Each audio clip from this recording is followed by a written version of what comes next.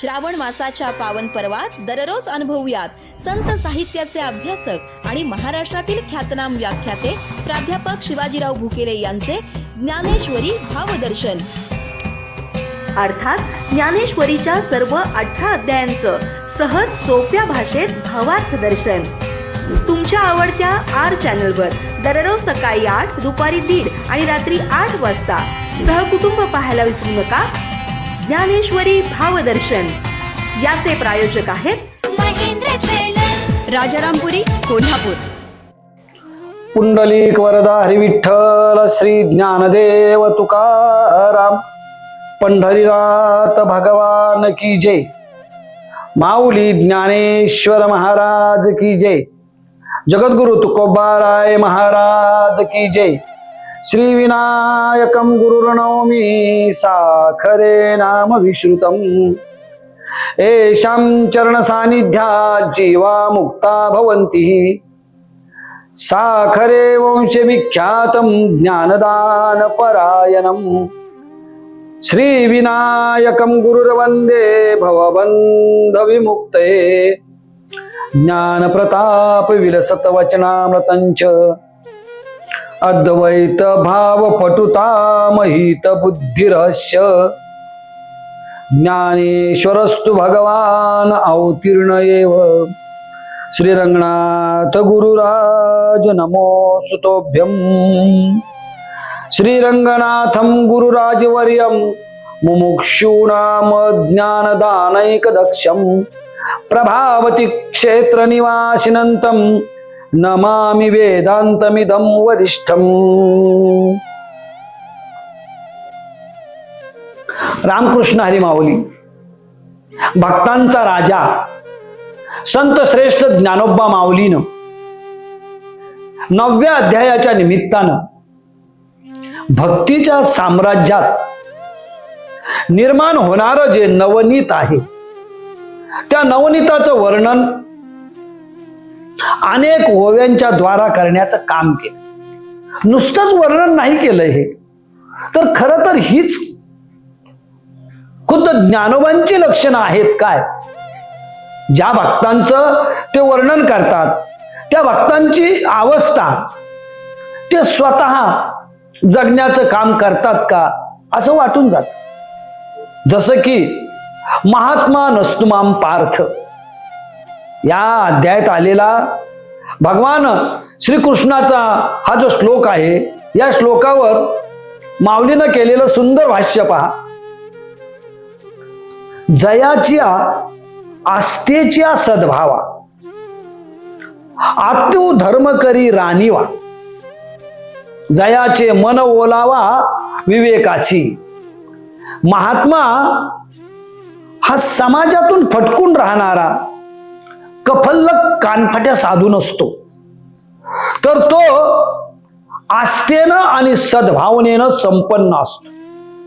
ही आस्था आणि हा जो सद्भाव आहे, या सद्भावनेचे प्रसन्न मळे समाज जीवनामध्ये फुलविण्याचं तो काम करतो. आस्थेच्या सद्भावा जीवनाविषयी प्रचंड आस्था असणाऱ्या महापुरुषाचा एक वर्ग या महाराष्ट्रीयांच्या नगरी मध्ययुगाचं जेव्हा तांबडं फुटलं तेव्हा हा जीवनाविषयी आस्था असणाऱ्यांचा जो वर्ग आहे हा वर्ग निर्माण झाला, ज्याचा सूत्रपात ज्ञानोबा माऊलीने केला, ज्याचा विस्तार नामदेवरायांनी केला, ज्याला स्थैर्य देण्याचं काम संत एकनाथांनी केलं आणि त्याला सर्व दूर पोहोचविण्याचं काम संत तुकोबारायांनी केलं.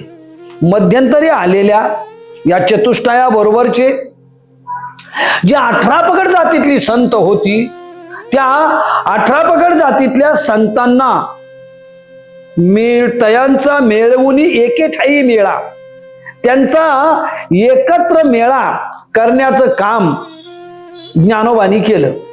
वर्ण, धर्म, कर्म यांच्या पलीकडं या समाज जीवनाला नेणं हा ज्ञानोबांच्या आणि तुकोबांच्या वाणीचा उद्देश होता. याच अध्यायात माऊलीने म्हटलेलं आहे की कुळ जाती वर्ण अवघेची गा आकारण. भक्तीच्या क्षेत्रात जातीची पादत्राणं जेव्हा आपण घालून जातो तेव्हा भक्तीच्या अधिकारापासून आणि भगवंताचं जे स्वरूप आहे त्याला जाणून घेण्यापासून हजारो योजने दूर राहतो. कारण अवघेची गा आकारण याचं स्तोम तिथं माजविण्याचं काम करू नका. या महात्मा नस्तुमाम पार्थ या श्लोकाच्या मागे पुढे माऊलीनं हे जे कुळ जाती वर्ण याचं वर्णन करण्याचं काम केलं तेव्हा निदान आध्यात्मिक क्षेत्रात एक समतावादी लोकशाही स्थापित व्हावी हा ज्ञानदेवांचा उद्देश होता. हा एक गोष्ट खरी आहे की त्यांच्या कार्याला मर्यादा होत्या. ज्ञानदेवांच्या कार्याला मर्यादा होत्या, नामदेवांच्या कार्याला मर्यादा होत्या. समाजाच्या एवढा जडत्वाला पोहोचलेला होता.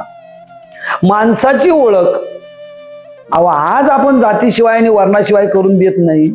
आणि शके 1212 1215 मध्ये अवस्था काय असेल याचा नेमका विचार करा ना. आणि समाजाची ही जी जडत्वाची अवस्था आहे याच्यावर प्रहार करायचे तर किती करायचे. ज्याचा उपोद्घात माऊलीनं केला आणि ज्याचा स्पष्टपणे निषेध करण्याचं काम संत नामदेवांनी केले. त्यांनी स्पष्टच सांगितलं, कुशळ भूमीवरी उगवली तुळस अपवित्र तीयस म्हणू नये. काकविष्टे माझी वाढतो पिंपळ अमंगल तयास म्हणू नये. दासीच्या पुत्रा राज्यपद आले उपमा मागिलाची देऊ नये. नामा म्हणे तैसा जातीचा मी शिंपी उपमा जातीची देऊ नये. भक्ताची जात कुठली असते याचं उत्तर जशा ज्ञानेश्वरीतल्या या श्लोकावरच्या ओव्या, पाठीमागच्या श्लोकावरच्या ओव्या आणि मी आपल्याला सांगितलेली कुळ जाती वर्ण अवघेची गा आकारण याचं जे माऊलीनं वर्णन करण्याचं काम केलं त्याच्यामधून आपल्याला मिळतात. आपल्याला हे जाणवतं नामदेवांनी वर्णन केल्याप्रमाणे तुळशीचं काम काय, वातावरणाला शुद्ध करणं. असं कधी होतं का तुळस गटाराच्या काठावर उगवली म्हणून घाणेरडी झाली, स्मशानात उगवली म्हणून भयानक झाली, देवळाच्या दारात लावली म्हणून पवित्र झाली आणि तुळस माता महापतिव्रता माझ्या अंगणात घाली ते पाणी लागते चरणी पुरा माझा हेत अशा पद्धतीनं सर्वांना तिनं पावित्र्य दिलं. असं कधी होतं का? नाही. तुळस कुठंही उगवली, आपोआप उगवली तरी आणि जाणीवपूर्वक लावली तरी ती वातावरणाला शुद्ध करते. काकविष्टे माझी वाढणारा जो पिंपळ आहे हा पिंपळ भगवंताची विभूती आहे. पुढे विभूती योग आहे 10व्या अध्यायात. पिंपळ जर भगवंताची विभूती आहे, राहू द्या ओ विभूती, त्याची सळसळणारी पानं, त्याची थंडगार सावली एवढ्याचा आनंद घ्यावा का नाही? तो आला कुठून याच्यासाठी खाली तोंड करून बघायला लागलो तर कावळ्याची विष्ठाच दिसणार की नाही. तसं आहे व्यवस्थेचं.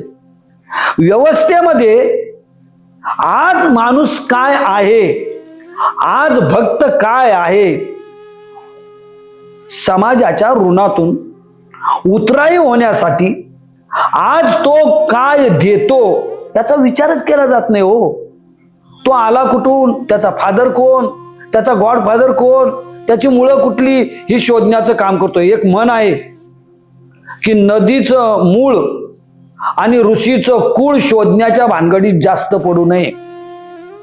नदीचं मूळ उगम स्थानाजवळ किती छोटं असलं तर ते पुढे आल्यानंतर हळूहळू आसपासच्या जीवदायी तृणांना तोशेवीत पुढे जातं आणि पात्र विस्तारत जात.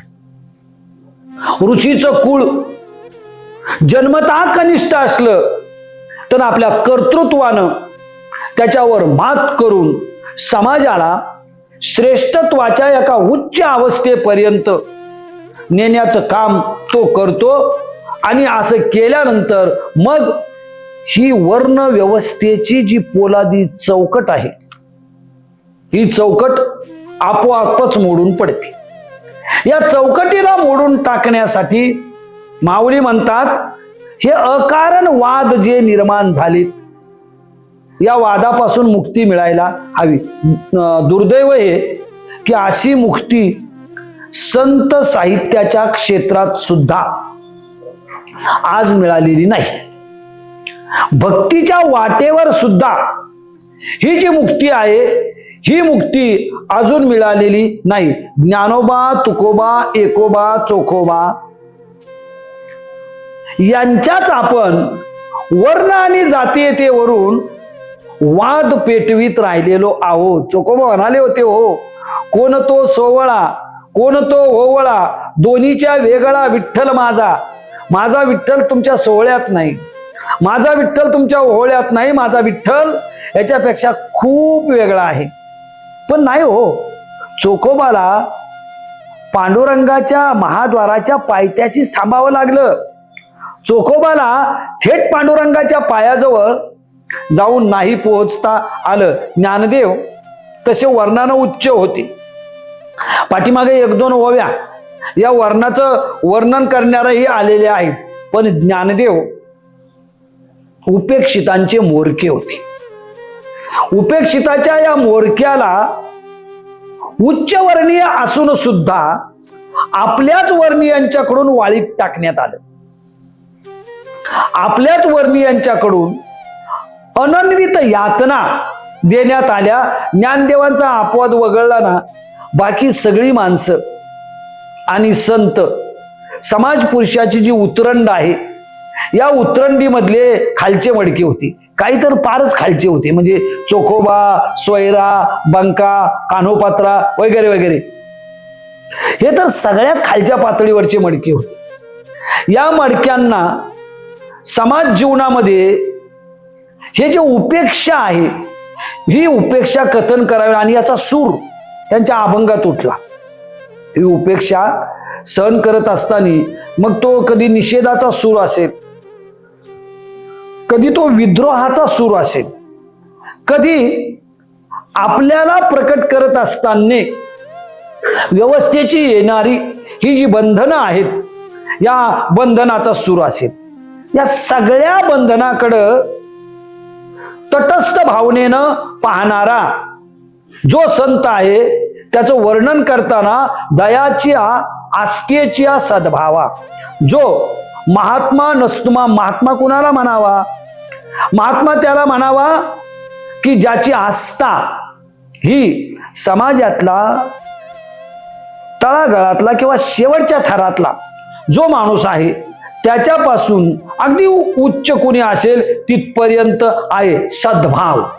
जो नेहमी सद्भाव, समाजामध्ये भावना संपन्नता निर्माण करणं, नुसतेच भाविक निर्माण करणं नाही, तर भाविक निर्माण करण्याबरोबर त्यांच्यात सद्भाव, सत्प्रेरणा, सद्विचार, सद्वृत्ती निर्माण करणं हे महात्म्याचं काम असतं. त्याला महात्मा म्हणतात. माऊलीनं आणि भगवान श्रीकृष्णानं त्याला महात्मा म्हटलं की जो महात्मा हे काम समाजामध्ये करतो, सद्भावनेचं भरतं समाजामध्ये आलं पाहिजे. श्रोत्यांनो, हा समाज नाना रंग ढंगानं व्यापलेला आहे. हा समाज नाना विकार विषयानं ग्रस्त झालेला आहे. जेव्हा महात्मा या मराठीयांच्या नगरी किंवा भारतीयांच्या नगरी जन्म घेतो, तेव्हा नाना रंग ढंगाने भरलेल्या या समाजामध्ये सद्भावनेचं जे भरत आहे ते निर्माण करण्यासाठी अखंड निंदेच्या धारा तीर्थात आपला देह या समाज पुरुषाच्या चरणी समर्पित करतो. पण पाठीमागे हटत नाही. समाजामध्ये सद्भाव निर्माण व्हावा तर समाज स्वस्थ होईल. समाज स्वस्थ झाला की आनंदविषयक सुखात्मक भावना समाज जीवनामध्ये आपोआप निर्माण होतील. त्यासाठी ही जी सद्भावना आहे, या सद्भावनेला गावागावातून, राज्यातून, राष्ट्रातून महात्मा वृद्धिंगत करण्याचं काम करतो. आतू धर्म करी रानिवा. रानिवा म्हणजे राज्य आणि धर्माचं साम्राज्य. स्वधर्माचं हे जे साम्राज्य आहे, हे साम्राज्य आस्थेनं ओतप्रोत असणारा महात्मा हे स्वधर्माचं जे साम्राज्य आहे, हे साम्राज्य निर्माण करण्याचं काम करतो. साधारणपणे धर्माची काही बाह्य लक्षणं आहेत, काही अंतरंग लक्षणं आहेत आणि अंतरंग लक्षणाच्या द्वारा महात्मा आतू धर्म करी रानिवा.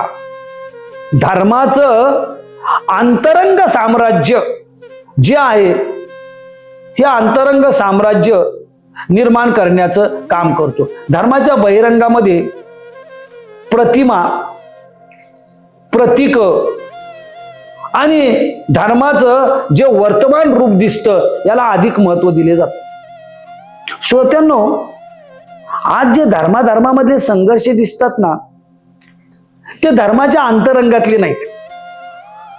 ते जे धर्माचं बाह्यरंग आहे, या बाह्यरंगाविषयी आपल्यामध्ये जे अनेक प्रकारचे विवाद आहेत, हे निर्माण झालेले आहेत. आणि त्यामुळं या बाह्यरंगापोटी, म्हणजे कुणाचा झेंडा कुठला असावा, कुणाचा गंध कुठला असावा, कुणाचं क्षेत्र कुठलं असावं, याच्यामुळं धर्माधर्मामध्ये संघर्ष होऊन जिथं गंधांच्या, जिथं सुखांच्या, जिथं आनंदाच्या लाटा रात्रंदिवस व्हायला हव्या होत्या, तिथं रक्ताच्या लाटा कधी कधी वाहतात असं दिसतं. याचं कारण धर्माच्या बाह्य स्वरूपाचा धरलेला नको तेवढा अट्टहास.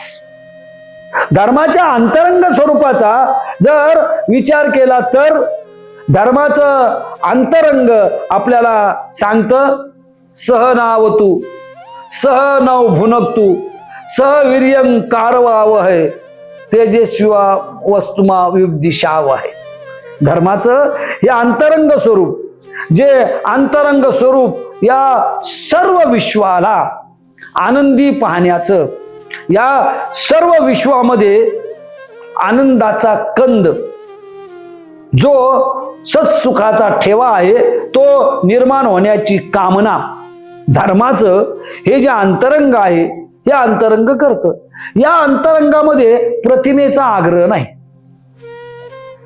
या अंतरंगामध्ये प्रतीकांचा आग्रह नाही.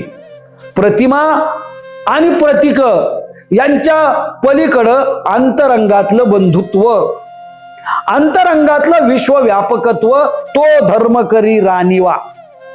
असा रानिवेचा म्हणजे साम्राज्य जे आहे धर्माचं, असं धर्माचं साम्राज्य निर्माण होणं गरजेचं आहे. आता प्रश्न हा आहे, असा कोणता धर्म आहे की तो हे साम्राज्य निर्माण करू शकेल? मी काही आपल्या हिंदू धर्माचे उदाहरण, श्लोक आपल्याला सांगितले.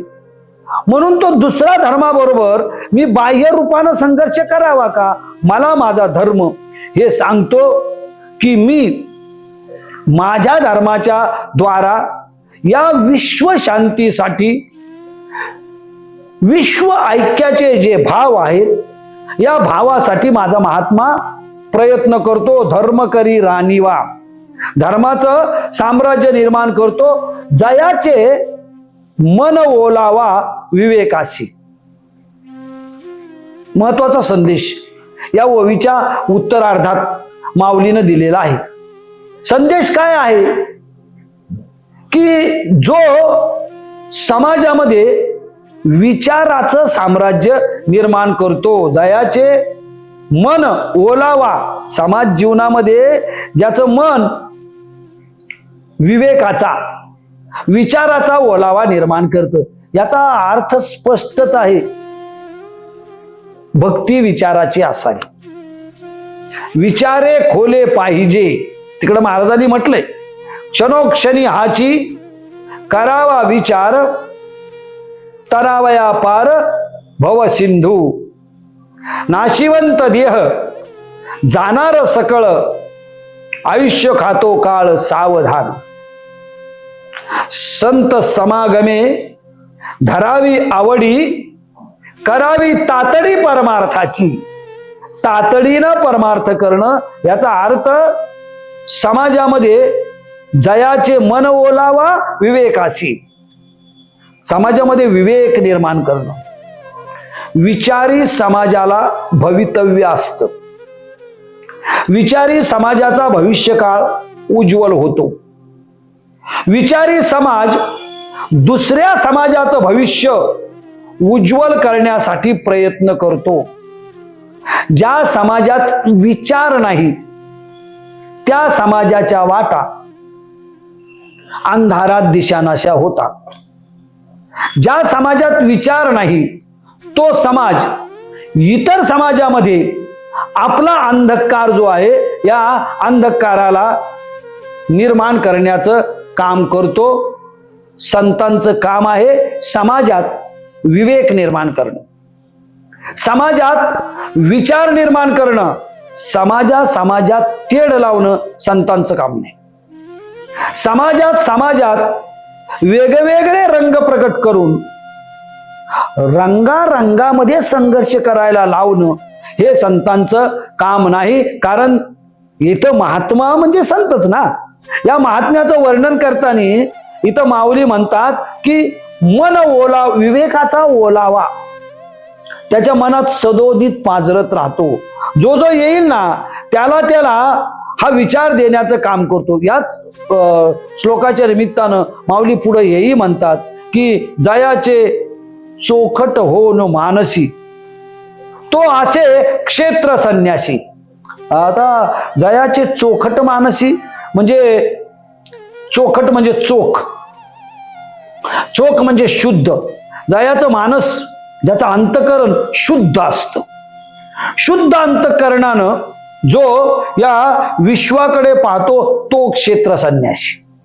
या क्षेत्राचं जे संन्यासत्वाची अवस्था आहे ती कुणाला प्राप्त होते तर जो मनाला चोख करायचं काम करतो.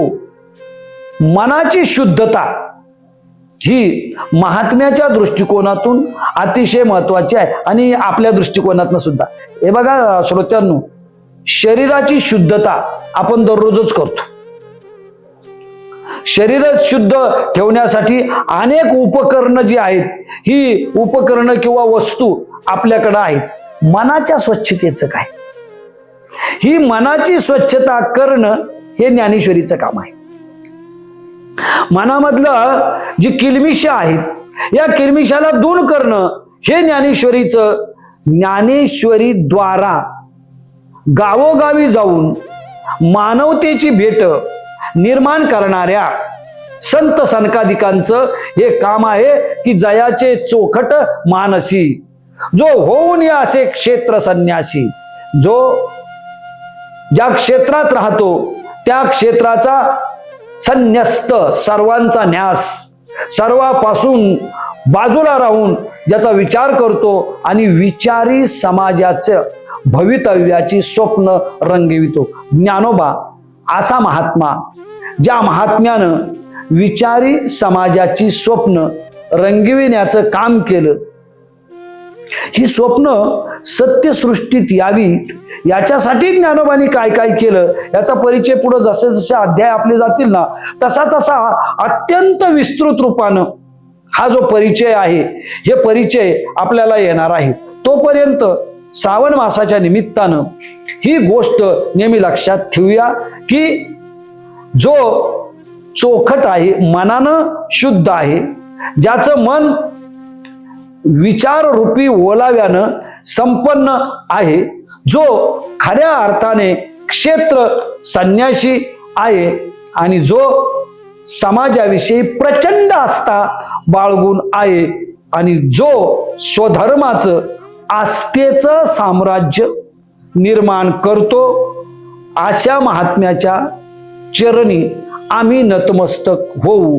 कुठेही ते चरण असतील ते चरण शोधू आणि त्या चरणी नतमस्तक होऊन समाजाचं भवितव्य लौकिकाकडून अलौकिकाकडं, पारलौकिकाकडं आणि आत्मसंतोषाकडं नेण्याचं काम करू. तोपर्यंत अशा महात्म्यांचं फक्त स्मरण करत राहू. स्मरणानं एक ना एक दिवस या महात्म्याची चरण कमल आमच्यापर्यंत निश्चित पोहोचतील. तोपर्यंत माऊली रामकृष्ण हरी. पुंडलिक वरदा हरी विठ्ठल. श्री ज्ञानदेव तुकाराम पंढरीनाथ भगवान की जय. माऊली ज्ञानेश्वर महाराज की जय. जगद्गुरु तुकोबाराय महाराज की जय.